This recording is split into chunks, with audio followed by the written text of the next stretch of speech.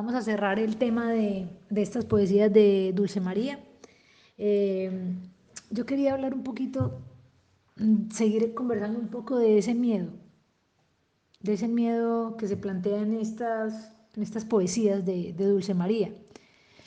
Ese miedo, el miedo razonado, el miedo motivado, que tal vez ese miedo sí sirve por los mecanismos que activa. Este miedo conduce a algo.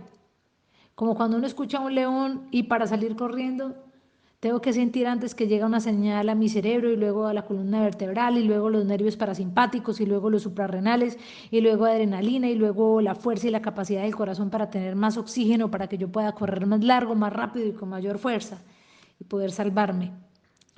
Y el otro miedo, que es la imposibilidad o la incapacidad de comenzar a construir. Ese es un miedo que puede ser la base para tratar de explicar o adaptarse.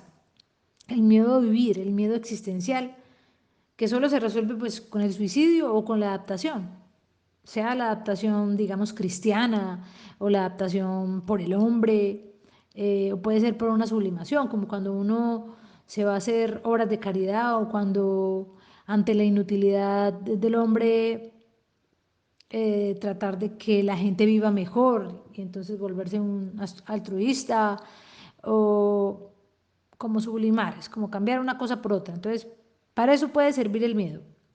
La otra cosa es que cuando uno siente miedo, cada que uno siente miedo, yo creo que uno se está preguntando algo. Uno no siente miedo porque sí, sino porque se está preguntando algo. Por ejemplo, si uno termina el bachillerato, uno está frente a la vida y surge la pregunta, ¿y ahora qué? ¿Qué voy a hacer en la vida?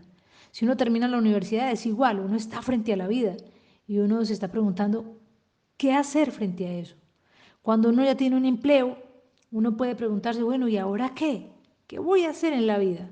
Si uno logra una estabilidad económica por fin, entonces uno dice, bueno, ¿y ahora qué? Y ahí sentir miedo.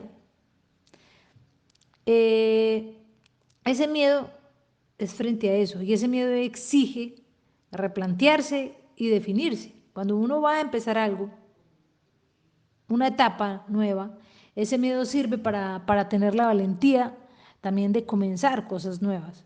El miedo, el miedo sin sentido, el miedo que no tiene sentido es una angustia constante. Y yo creo que ese miedo puede ser, bueno, hasta patológico, y es lo que, pues en psicología uno podría decir que es la base de la angustia. Alguien angustiado es un hombre que tiene temor sin saber por qué, pero si uno tiene temor a algo, temor a la vida y lo resuelve con algo, con la religión, con el ejercicio, con el arte,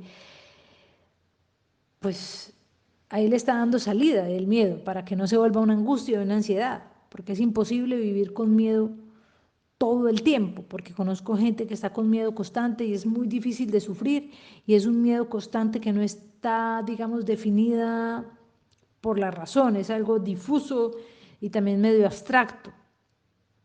Es medio abstracta la razón de ese miedo. Ahora en esta poesía hay un miedo y supongo que aquí es el miedo existencial, es el miedo a la absurdidad o el miedo a la muerte, pero el miedo a la absurdidad es un miedo que solo se resuelve o con el suicidio o con la sublimación de la materia, o sea, cambiando una cosa por otra, cambiando ese miedo abstracto por una labor, por un apostolado, por una religión, por un trabajo, por el arte, o porque un escritor puede tener miedo y, por ejemplo, volverse escritor. Por eso que dicen que lo he escuchado mucho de matar los fantasmas, que es como acabar las figuras amenazantes en la medida que se descubren con la escritura. Aunque yo no sé, yo he pensado mucho en esto últimamente y yo no sé si esto es más literario que real, eso de matar los fantasmas, no estoy segura si es verdad. Y muchos escritores dicen eso, matar los fantasmas, como matarlos escribiendo, pero yo no lo sé. No sé si Marcel Proust tenía miedo y por eso se encerró a escribir y pudo escribir eh, eh, el libro que tiene. No sé si escribió para deshacerse de los miedos, no lo sé, o si es porque llega un momento en que tal vez uno quiere comprender un tema, divulgar o examinar una época en su vida y no por un carácter mágico o por hacer una terapia. Pero entonces el miedo existencial tal vez sí pueda servir para convertirse uno en artista, si es que tiene, digamos, la capacidad artística. A Kafka y a Fernando Pessoa y a Proust y a Mario Mendoza el miedo les sirvió para escribir. No sé si el miedo es una expresión de algo, o si puede curar, o si se puede curar o se puede tratar con la literatura o el arte. Quizá el miedo es la representación de algo que le sucede a alguien que no ha podido entender o que no haya abordado, y que no haya abordado pues por el mismo temor a esa misma incógnita.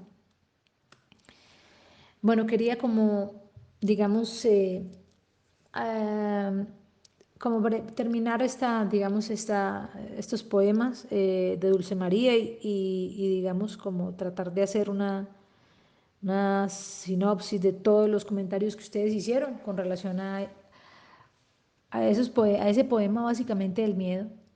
Esto es lo que quería como compartir como para cerrar el tema y poder, digamos, seguir adelante con el resto y continuar con el seminario. Bueno, muchas gracias a todos y un abracito.